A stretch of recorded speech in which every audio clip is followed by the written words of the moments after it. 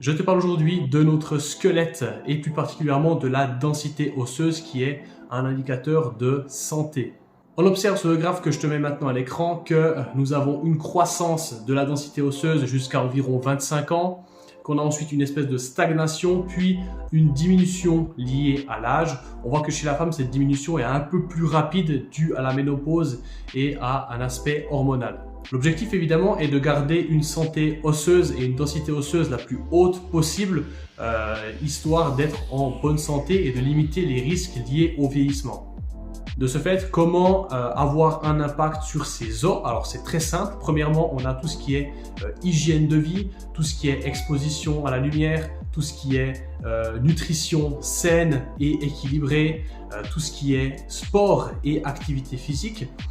Et tout ce qui est évidemment tout ce qui est sommeil et récupération pour que le corps puisse devenir plus fort grâce aux hormones et à tous les mécanismes qui seront mis en place. Je pense que tout ce qui est complément alimentaire, tout ce qui est alimentation et autres est souvent mis en avant au travers, encore une fois, des compléments à base de vitamine D3, à base de calcium et autres minéraux. Toutefois, on peut mettre un peu plus en avant l'aspect de soulever des charges relativement lourdes, ce qui va stresser le squelette et au final répondre favorablement à une amélioration de la densité osseuse.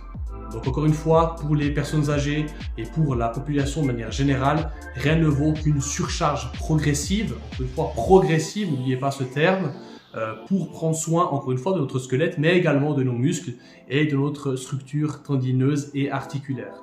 Évidemment, grâce à un entraînement qui est régulier et qui sera effectué sur toute la durée de vie, on aura une augmentation qui sera assez haute et au final, la diminution de la densité liée à l'âge sera moins grave que prévu. A l'inverse, si durant toute votre jeunesse, vous stagnez sur un canapé, vous ne faites pas de sport et vous mangez des chips, cette vague va monter vraiment pas très haut et du coup, la diminution va forcément arriver et du coup, on descendra beaucoup plus bas en termes de densité osseuse que ce qui devrait être prévu.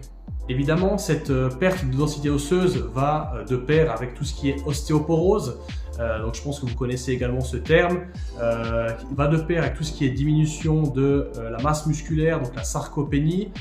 Et ces deux choses combinées vont entraîner une perte de mobilité. Donc la personne aura de la peine à se mouvoir, de la peine à être autonome et indépendante.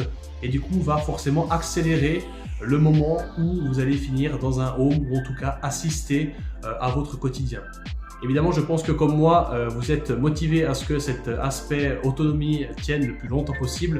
Donc pour cela, n'hésitez pas à prendre soin de vous en venant bouger dans une salle de sport ou pratiquer des sports de manière régulière et ayez une alimentation qui est saine ainsi qu'une récupération qui est la plus optimale possible.